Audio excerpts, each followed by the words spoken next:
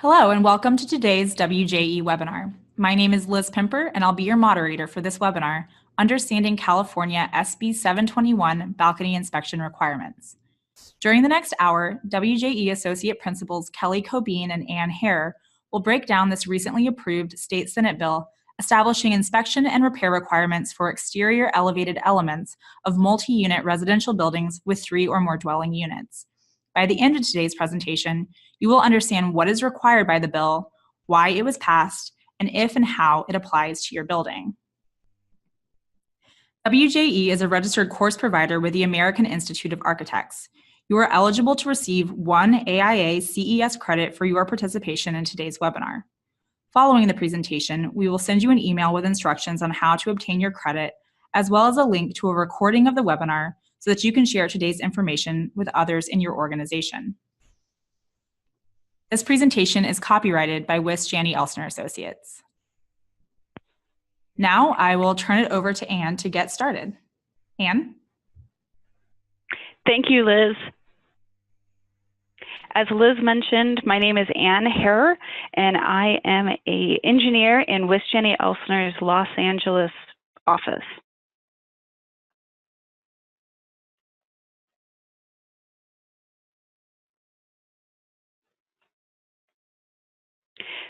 Today, this webinar is going to cover information related to wood deterioration and the specifics of California Senate Bill 721. The learning objectives for today include describing the basics of wood decay and damage and its causes, summarize the intent of California Senate Bill 721, understand the key components of California Senate Bill 721, and learn how to identify elements in buildings that might fall under the requirements of Senate Bill 21. Hopefully, we will answer any questions that you brought with you to the webinar during the webinar, but as Liz mentioned, if you have any questions, there will be a chance for Q&A at the end of the webinar. As most of you on the webinar are likely aware, in 2015, there was a balcony collapse in Berkeley, resulting in the death of 6 students and injuring of several others. In addition, in 2015, there was also a staircase collapse in Folsom, California, that also tragically resulted in the death of a student. Both tragedies were thoroughly investigated to determine contributing factors. From those investigations, one contributing factor that was identified was decayed and deteriorated wood framing. As wood decays and deteriorates, it will lose structural integrity and possibly fail.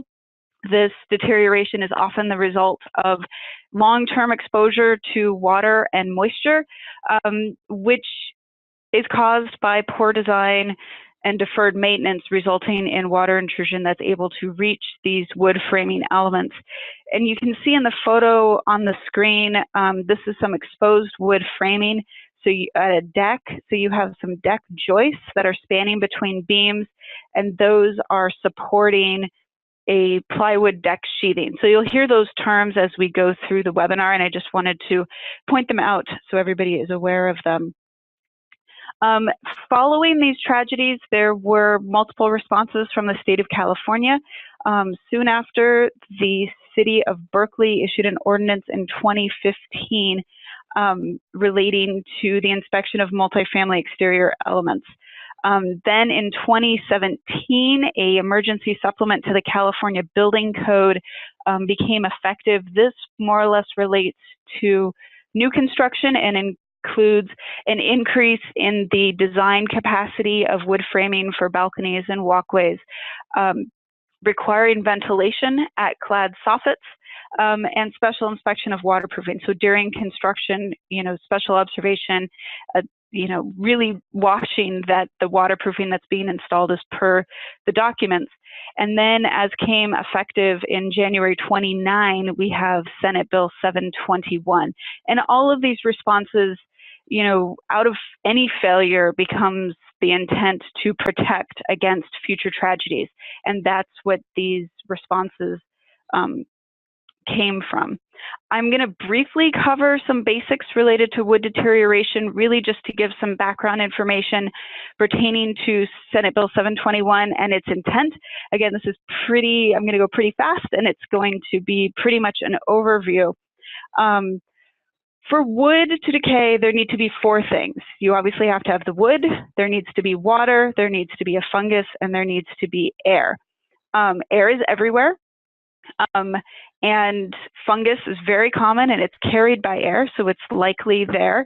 The only variable here that really can be controlled with wood framing is the water. Through design and maintenance, there can be control of the amount of water that reaches the wood framing. And that's really the only thing that can be controlled related to wood deterioration. Wood decay and deterioration, you know, it looks different in different elements, and it can, you know, you can see it in some places, such as the stair stringer in the photo in the left. You can see some decay and damage there just above the connection. In other situations, that damage, that decay, that can be hidden.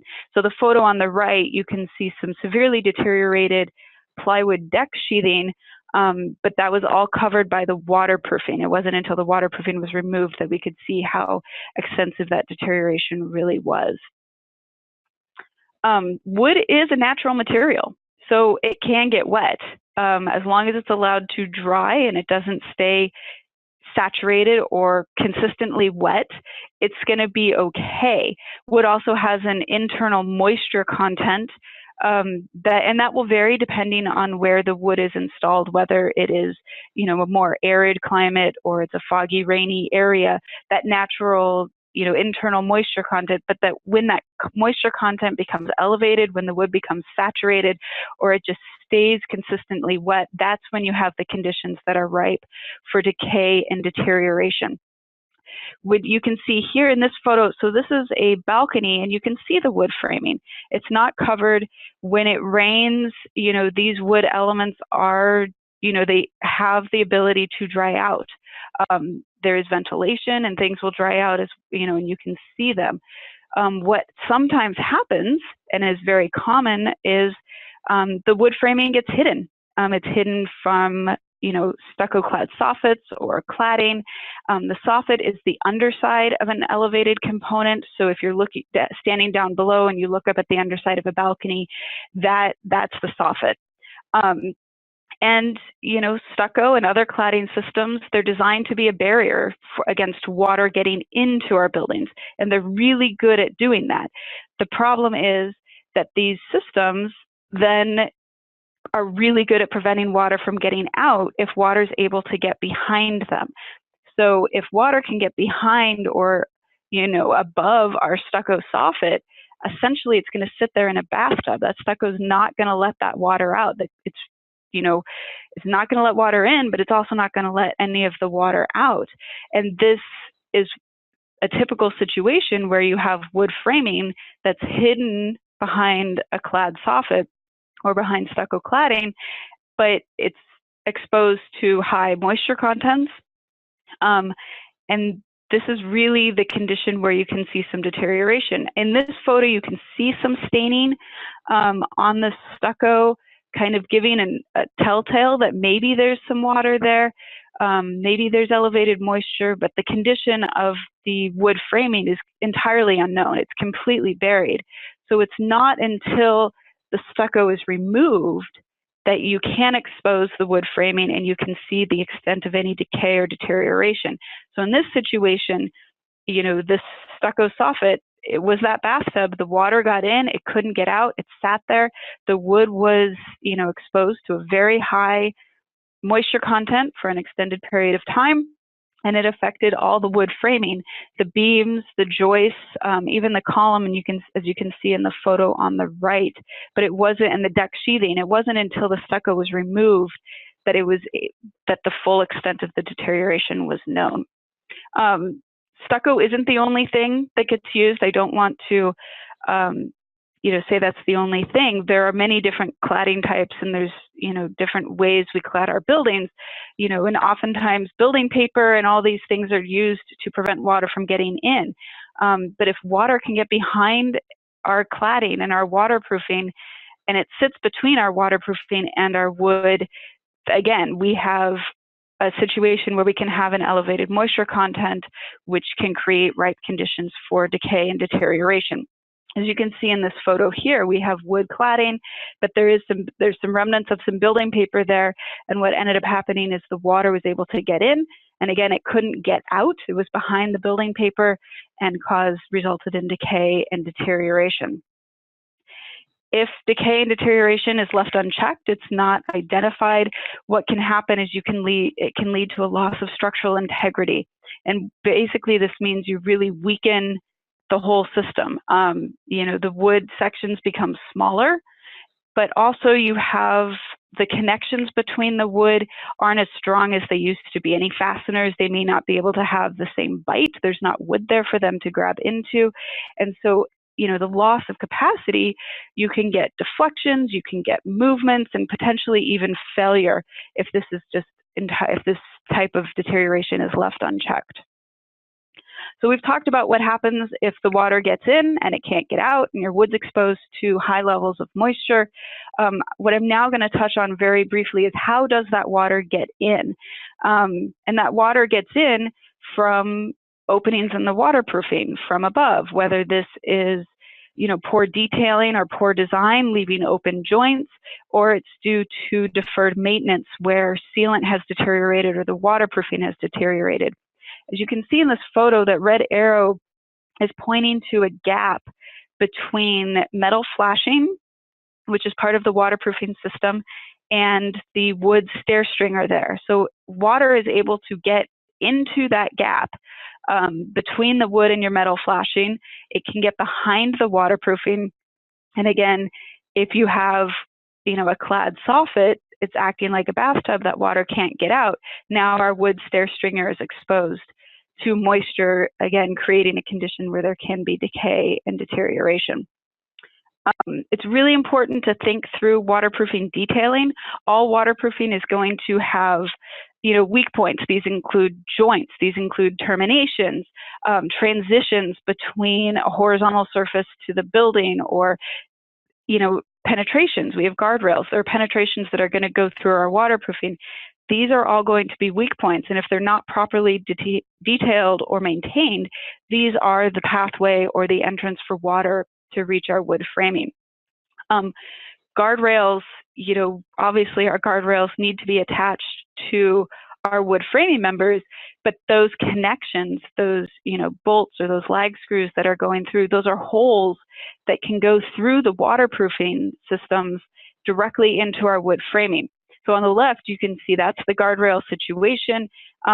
You have the guardrail, it's fastened, it's connected, but there are these holes that are going through the waterproofing.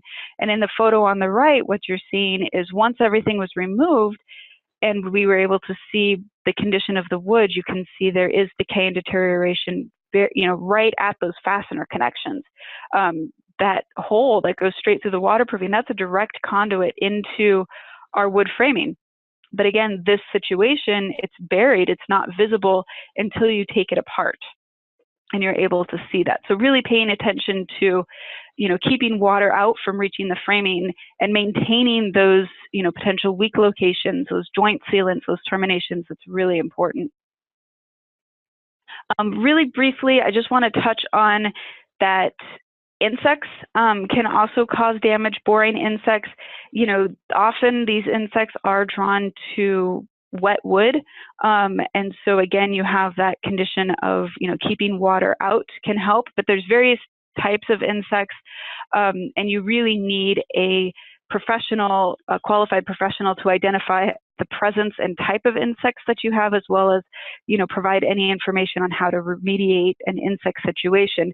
There can be some telltale signs, that there are insects or potentially insects there, such as waste, as you can see in the photo on the right, or they're boring, the tunneling that you can see in some of the members, such as in the photo on the left.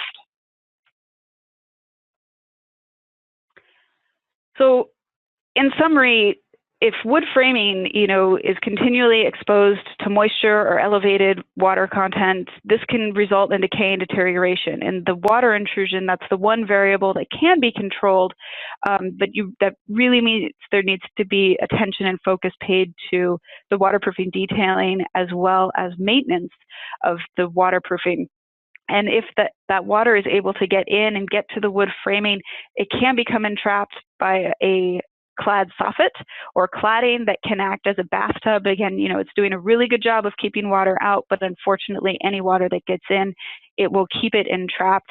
And if decay and deterioration is allowed to go unchecked, this can result in reduction of structural capacity. So the ordinances that have been issued, the California Emergency Supplement and Senate Bill 721, these are all efforts to prevent future tragedies by calling attention to the potential for decay and deterioration of wood framing and highlighting potential design issues as well as maintenance issues that do allow for water to enter these systems, resulting in the decay of wood. I'm now going to pass the presentation on to my colleague, Kelly Cobeen, who will dive into the specifics relating to Senate Bill 721. Thank you very much, Anne. With all of the background that Anne has given us about the conditions of concern, we can now move forward and talk about some of the specifics of Senate Bill 721. The intent of this webinar is to provide an overview and hit on some of the key components of the Senate bill and hopefully give you a pretty good idea of what it is trying to do. As with any other legal requirement, those of you that have a strong interest and potentially have properties that might fall under the Senate bill, we do recommend that you take a look at the specific language of the Senate bill that has added provisions to the California Health and Safety Code. And we will have a link in the last slide that will show you where you can find that. And also consult with a knowledgeable professional about the particulars of your buildings and their situation. So the elevated exterior elements that Anne has been showing us pictures of and that are covered by the Senate bill are very widely occurring in California's building stock, both single family and multifamily. But as you see the picture here, we've got balconies and decks and breezeways and stairs and other things going on. So it is very, very common. The intent of the Senate bill is really to take reasonable steps to identify and repair the deterioration or potentially alteration that raises to the level of a potential safety hazard, and do this before it can cause harm to occupants or the public. A few of the key dates that affect the Senate bill. The first one is that the Senate bill was signed into law on September 17th, 2018. So it has been signed into law. It did become effective January 1st, 2019. So it is currently effective. The first inspection on any property that falls under the Senate bill is required to be completed by January 1st, 2025.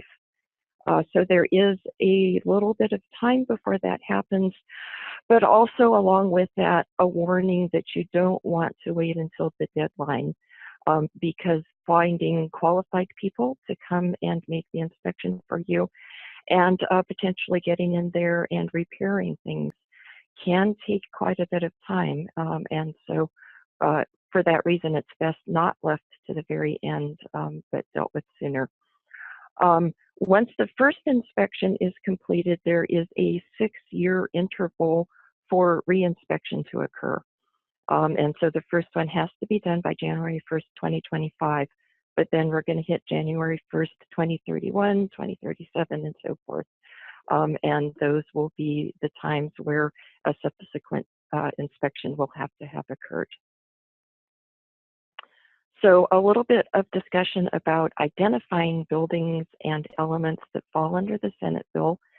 And for most building owners, we believe that the key question is, do I have elements that require inspection?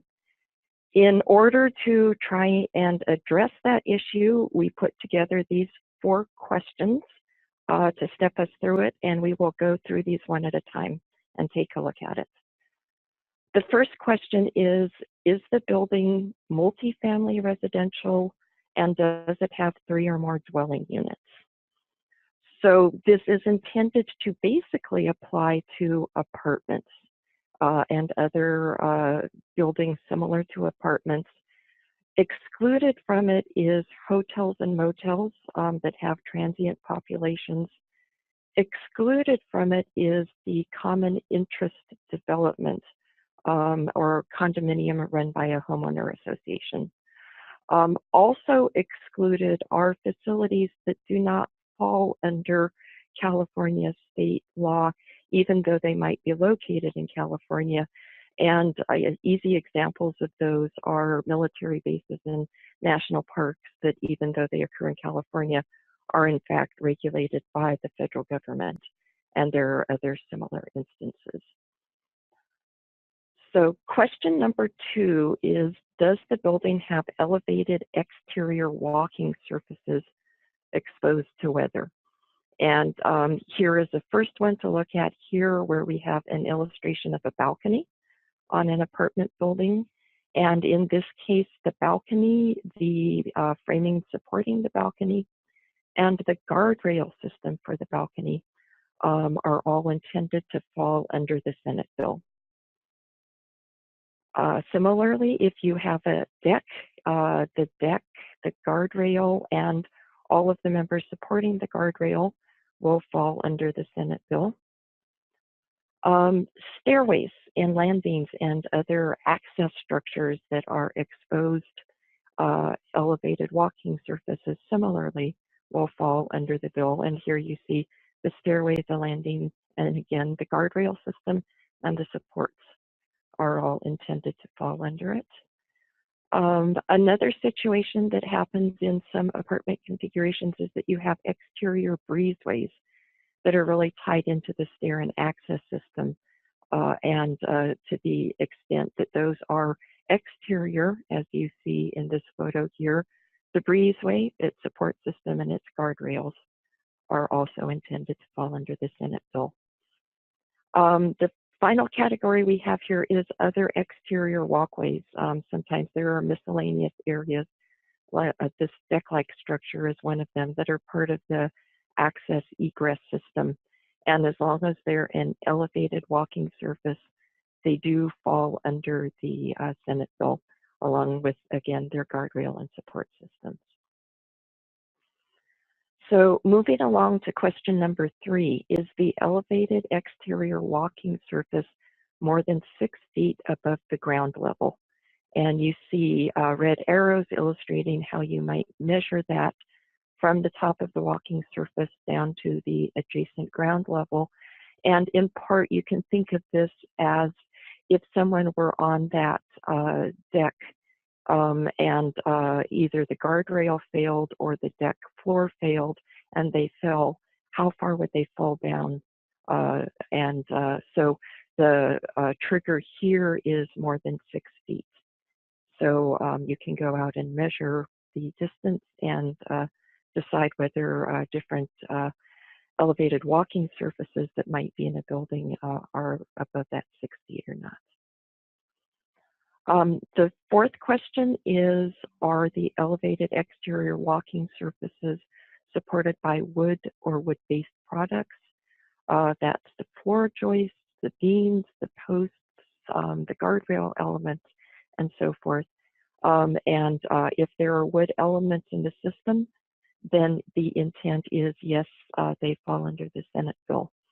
In the photo here, you can see a system that is completely exposed to view, as were a series of the systems that Anne was showing you in her photographs. And so if you can look up and you can see wood joists and wood decking and wood beams and wood posts, then the easy answer is, yes, I do have a wood system. On the other hand, there are a lot of instances where, in fact, you do have a wood system, but you might not be able to tell it right off.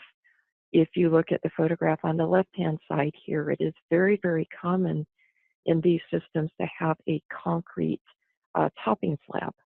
And so you're going to see a concrete walking wearing surface. And most commonly in California for these type of apartment buildings, Under that wearing surface, you're going to find waterproofing and then the wood structure. But again, it might not be obvious at first. On the right-hand side, if you go underneath this and look up, a lot of times you're going to see a closed-in soffit. So you will not see wood framing members or wood sheathing as you see in the open part of this photograph, but you'll just see a closed soffit as you see on the right-hand side. So it isn't always easy and obvious to see the wood, but it is very, very likely if you have low-rise apartment structure here in California that there is wood under there. And so if you don't know, the things that you can do are look for the original construction drawings, and they should give you details of what the systems are. If you don't have those available, you can consult with a design professional that will know the telltale signs or be able to help you selectively open up and verify what the system is. So those are the 4 questions that will give you a very good idea of whether or not you fall underneath the Senate bill and require inspections. So if you answer yes to all 4 of these questions, then it is extremely likely that you fall under the Senate bill and inspection is required.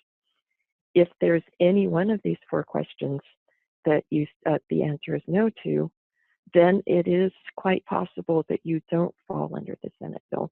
And so the inspections the Senate bill is talking about are not mandatory.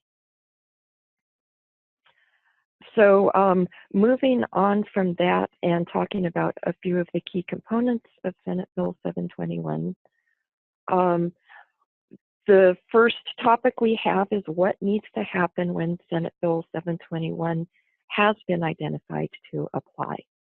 And the first thing that happens is that the building owner will need to hire an inspector.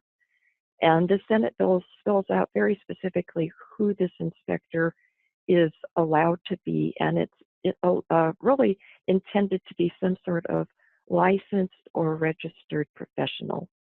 Among those, we've got licensed civil or structural engineers, we've got licensed architects, we've got contractors holding California A, B, or C5 licenses for a minimum of 5 years, or we have individuals that are licensed as building inspectors by state, national, or international organizations.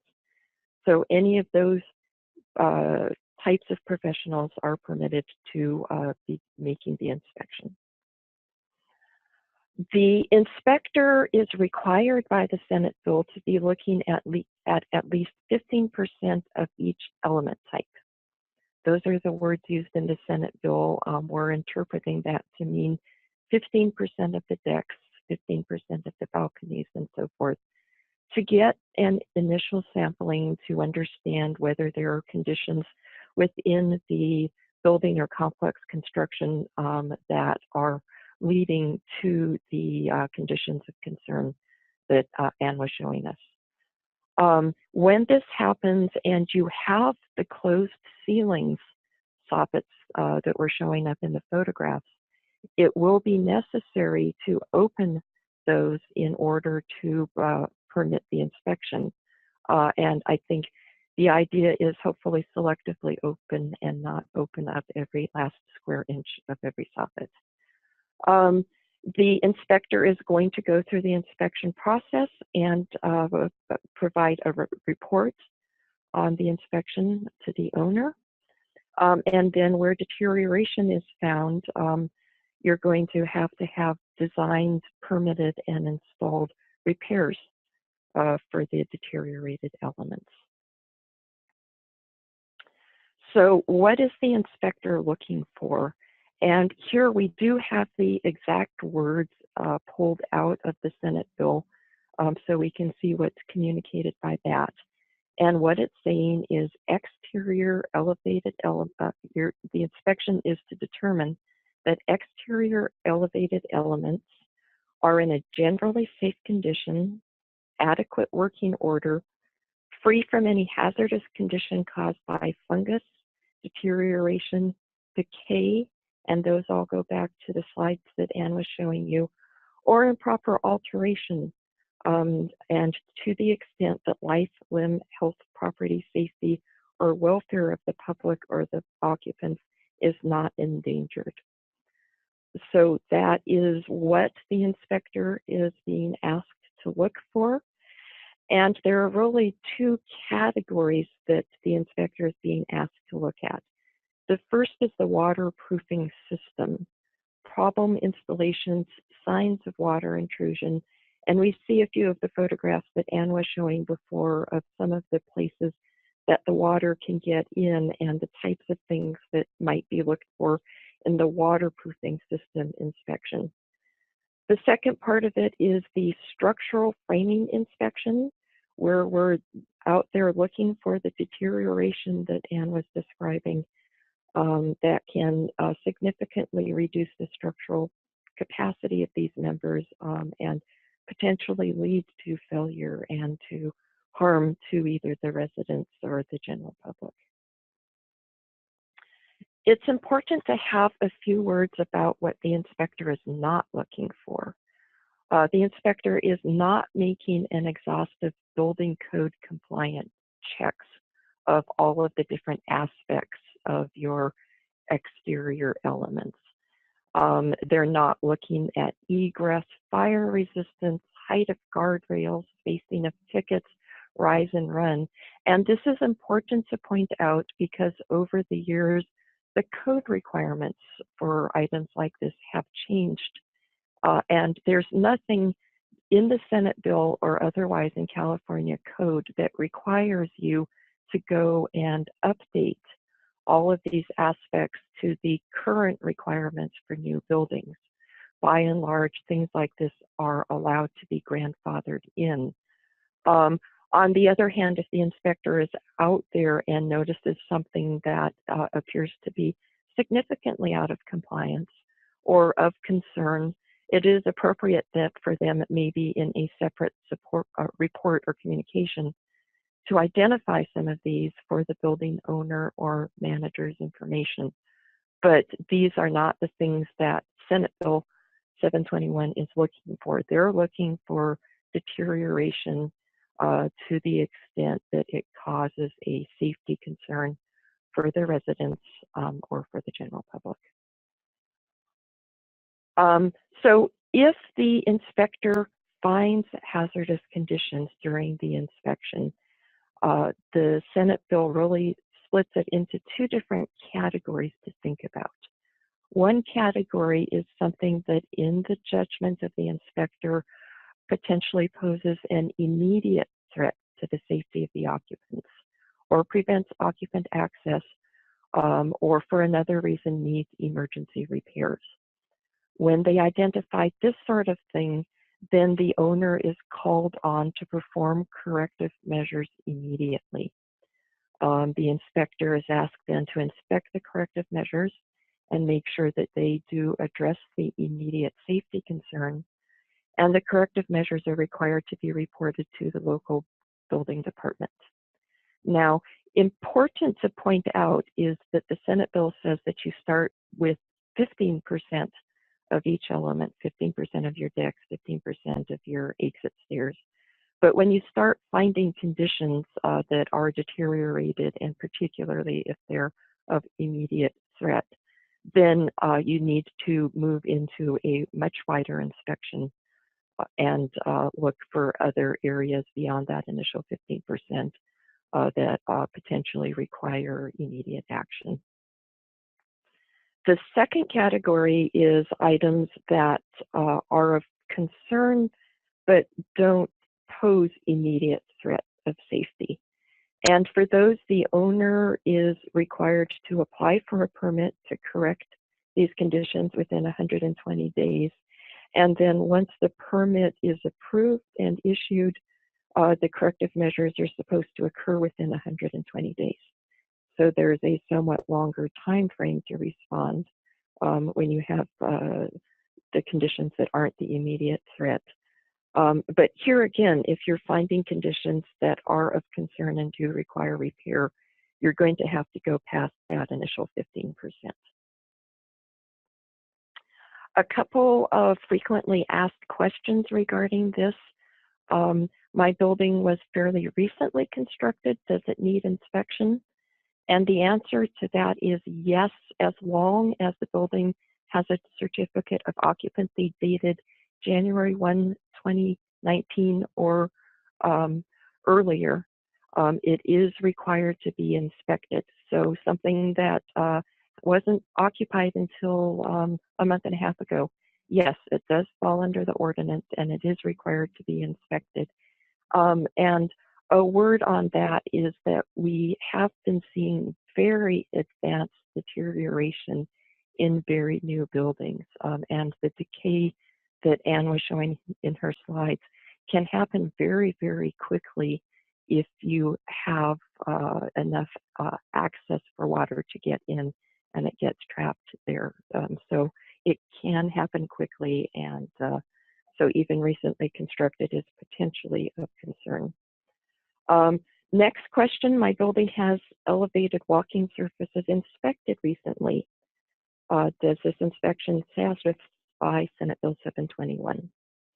And the answer is, if that inspection occurred within 3 years of January 1, 2019, so it would have to have happened January 1, 2016 or later.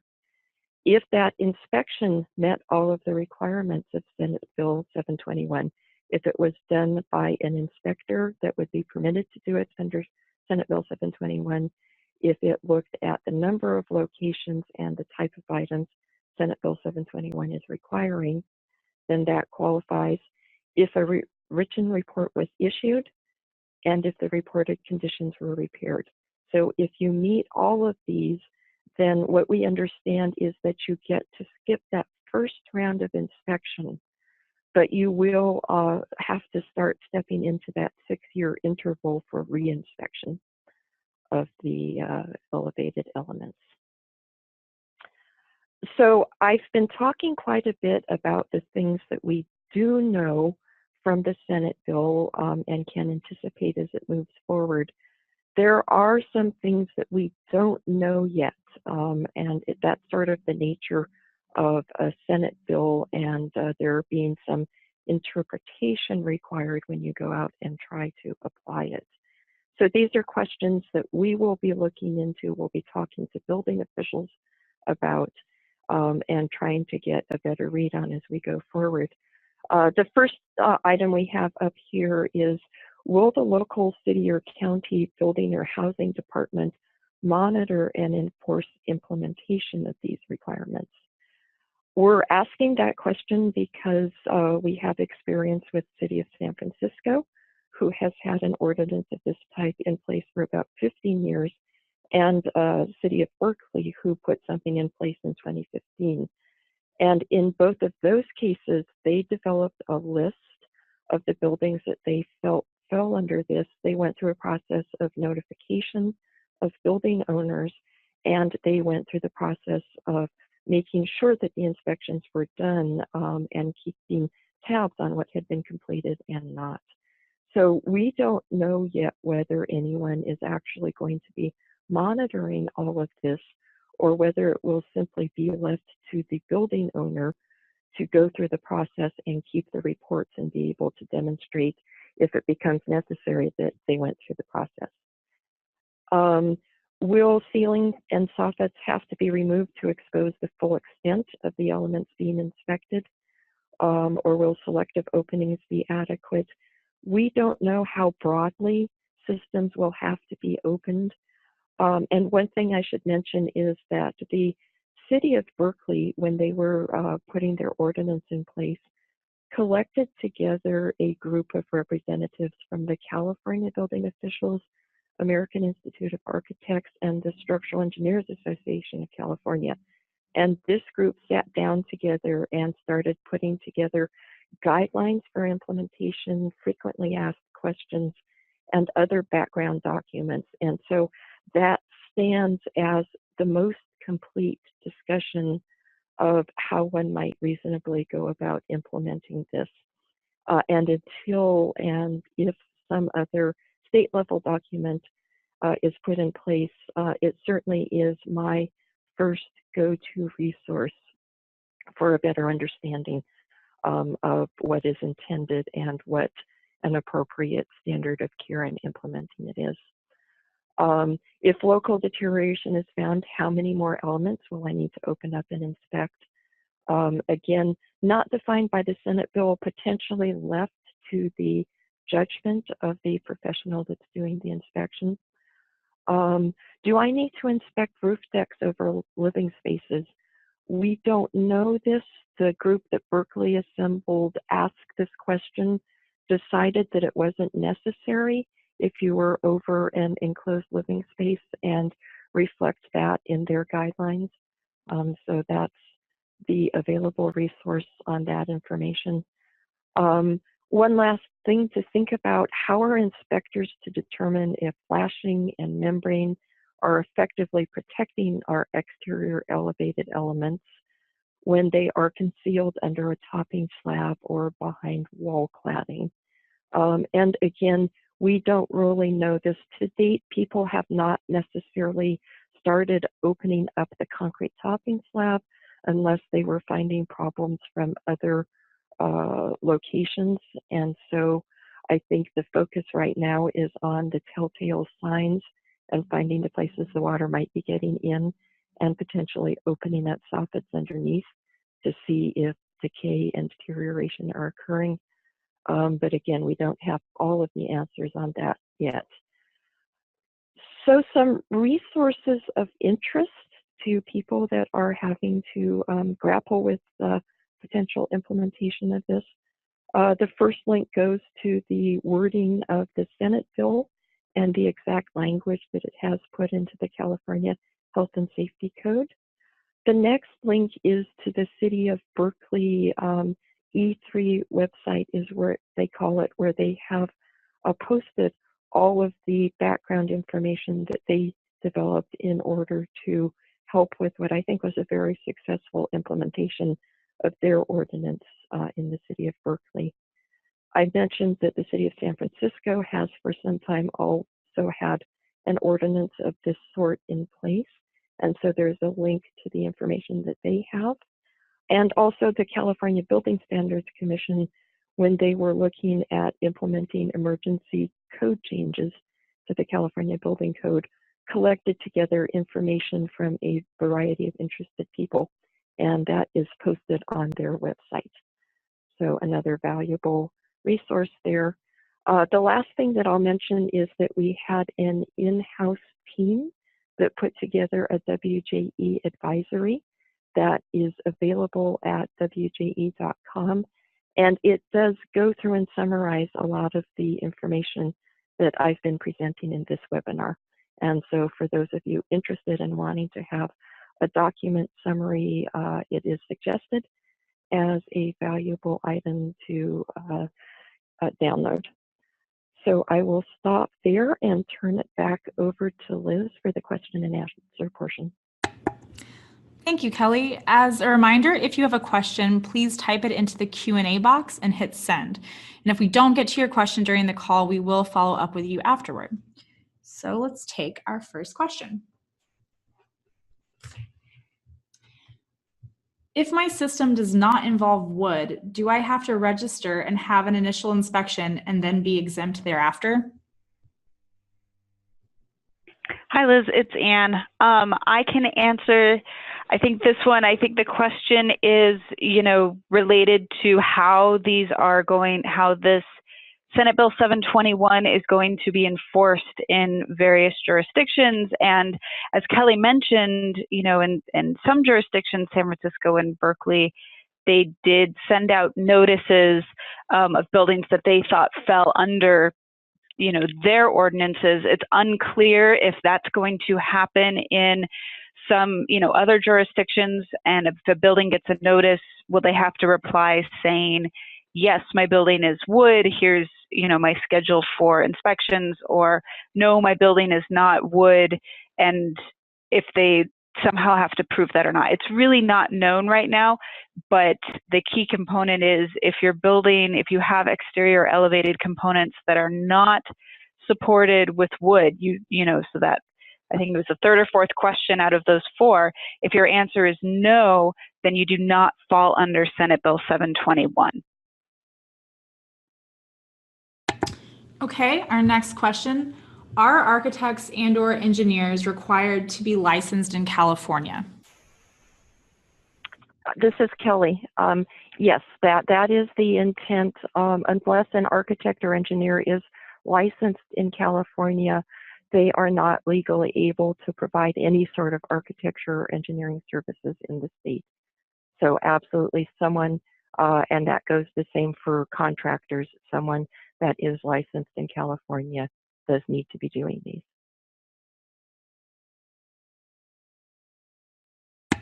Okay.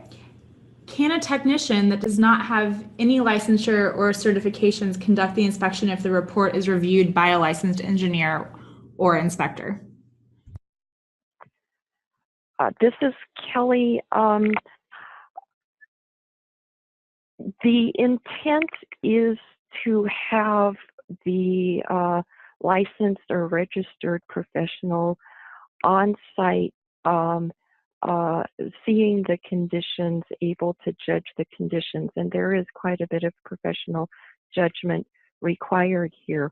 Now, it would be very typical for the inspection to be done by a team of people, and it would not be a problem to have some younger professionals that don't have license yet or other technicians assisting on a team doing an inspection, but they should be conducting both the inspection and writing the report under the guidance and responsible charge of a licensed professional. Okay, next question. Are certain temperature and daylight conditions necessary for decay organisms to flourish? This is Anne. What happens is if you have all 4 of those conditions, they will, you can have things happen. If you have a saturated element, but there's not a fungus, then, you may not get to decay or deterioration. Same thing, if something sees more exposure to sun and it's able to dry out, or you have, some more moisture drive out of the system versus something that sits in the shade and there's ponding water, you can get, differing conditions on different sides of buildings, even though they're built exactly the same way. But it definitely is more environmental and due to water getting in and its ability to stay in. So you can get varying conditions on different elevations, but you can't blanketly say, something with a southern exposure is going to perform better than something with a different exposure. The key is if water is able to get in and stay in and there's an elevated moisture content, you can have deterioration and things can occur. So this is Kelly, and let me add one more thought to that. We do see some of the worst deterioration to buildings in very dry, arid climates. And all it takes is an infrequent rain and the water getting inside of the framing cavities, inside of the floor system and the wall system, and not being able to get out. So we see this kind of decay from the wettest to the most arid environment out there, and it really is equal opportunity and a potential issue pretty much anywhere. Okay. What is the anticipated cost of the inspection and report for a typical 4 to 6 unit building? This person is looking for maybe a cost range estimate.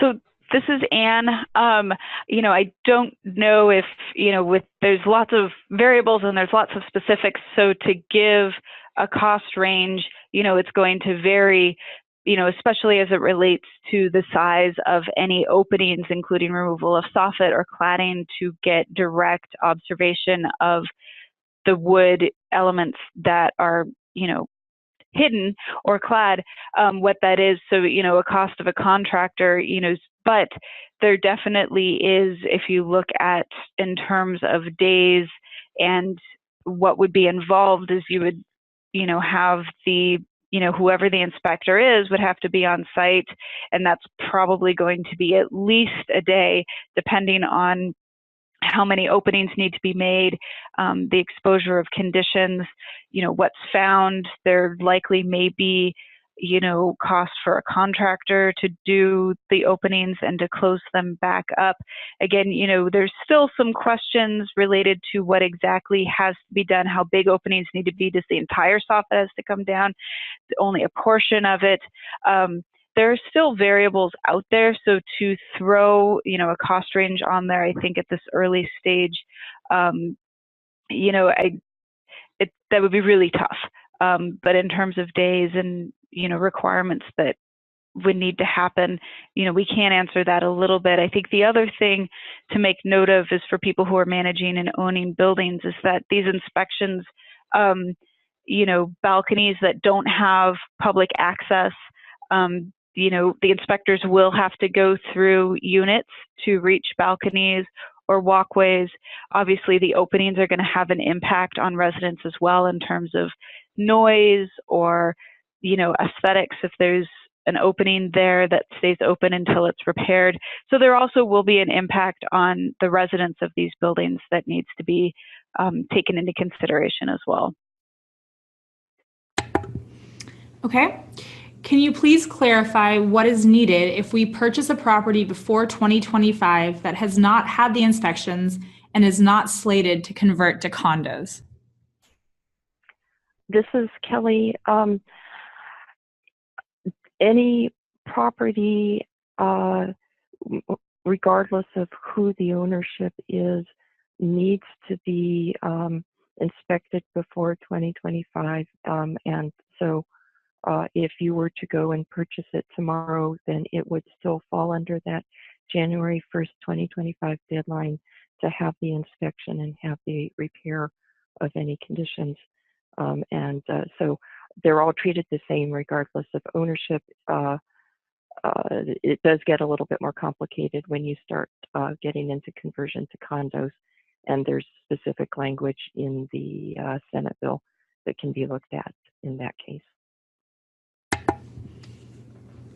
Okay, we have time for a few more questions. The next one is, do we have to verify if the original design of the element is adequate for a guardrail attachment or a balcony support member, etc.?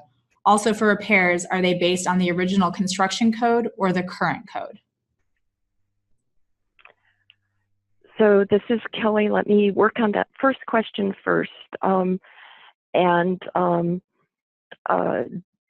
I spoke a little bit about the intent and what the inspector was and was not required to look at. So strictly speaking, under the Senate bill, the inspector is not judging whether or not the guardrail attachment was adequate. They are judging whether it has deteriorated. So that's what's strictly required. But at the same time, the caution I'd like to put out sort of in a general way about all of this is that there is a long history of issues with guardrails not having been constructed to meet code requirements at the time they were built.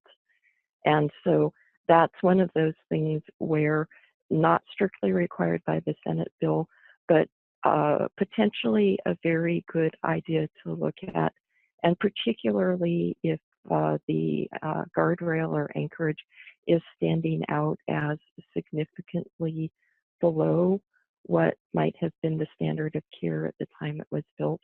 And in the end, all of this is about the safety of the residents, the safety of the general public. And so when something sticks out as a potential significant safety issue, not required, but a very good idea for the protection of all to look at potentially improving it.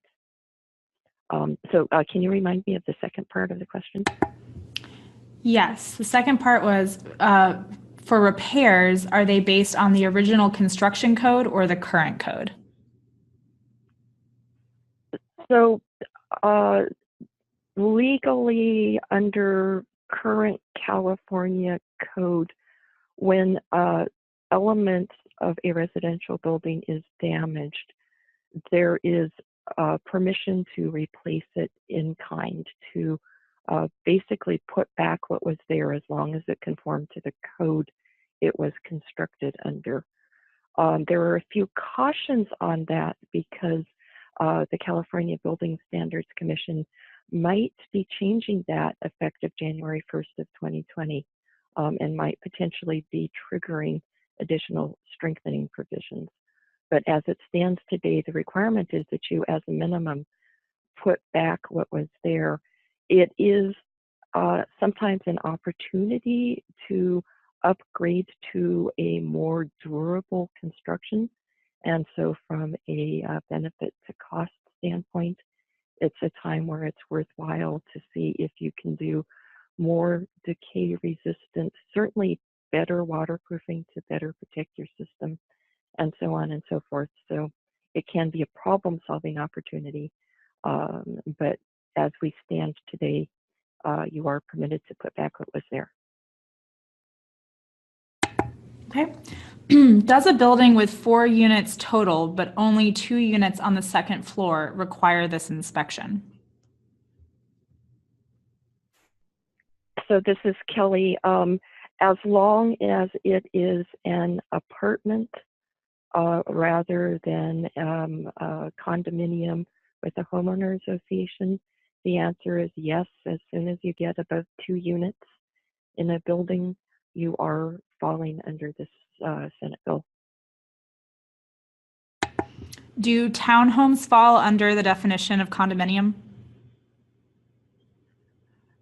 So townhome is usually used to describe a group of buildings that can be anything from 2 units with a separation wall between them to maybe 20 units, all lined up with vertical separations between them. And so a townhome that only has 2 units will be exempt because we're looking at 3 units and up. A townhome that has more than 3 units will be included if it's an apartment, and it will be excluded if it's a condominium owned and operated by a homeowners association. Now, I'll take this opportunity to remind everybody, it isn't that there's anything different about the construction or the possibility of there being deterioration of concern, depending on whether it's an apartment or a condominium. It can be exactly the same building.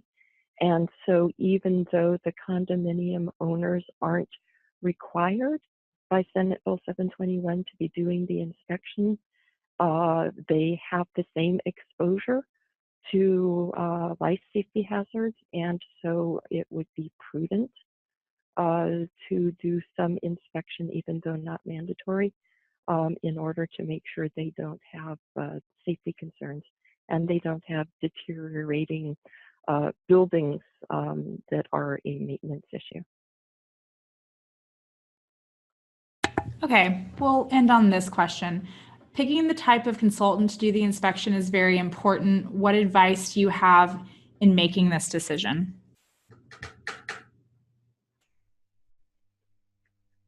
So this is Kelly, and what I'll start with is that there are a lot of consultants, whether they're contractors, engineers, architects, that have been doing this work for many years, before San Francisco required it, before Berkeley required it, and are extremely knowledgeable. And we do expect that there will be more of this work going on with the passing of the Senate bill and the specific deadline associated. But my number one recommendation is that you find a professional that has history and lots of experience with doing this type of work. so that they come into it knowing what likely problem areas are and how best to proceed. So number one, someone experienced, if it's a contractor, architect, or engineer, you can check that their licensing is current. You want references to make sure that prior clients are happy with their work and that they conducted their operations professionally. I don't know, Anne, if you have anything to add, but those are the kinds of things that I would say are priority. Yeah, Kelly, I think you covered it regards to advice, but I will reiterate, a professional, inspector that is familiar with this type of construction and has experience with this will be really important as this continues to move forward. Okay, thank you so much, Anne, and thank you, Kelly. That is all the time that we have for questions today. We'd also like to thank you all for joining us, and we hope that it's been educational. As a reminder, we will be sending out an email with instructions on how to request credit for participating in today's webinar, and we will also provide a recording of this webinar that you can share with your coworkers or colleagues who may be interested. In that email, we will also share a link to the WVE Advisory that Kelly mentioned at the end of the webinar. So again, we really appreciate your time, and we hope that you have a great rest of the day.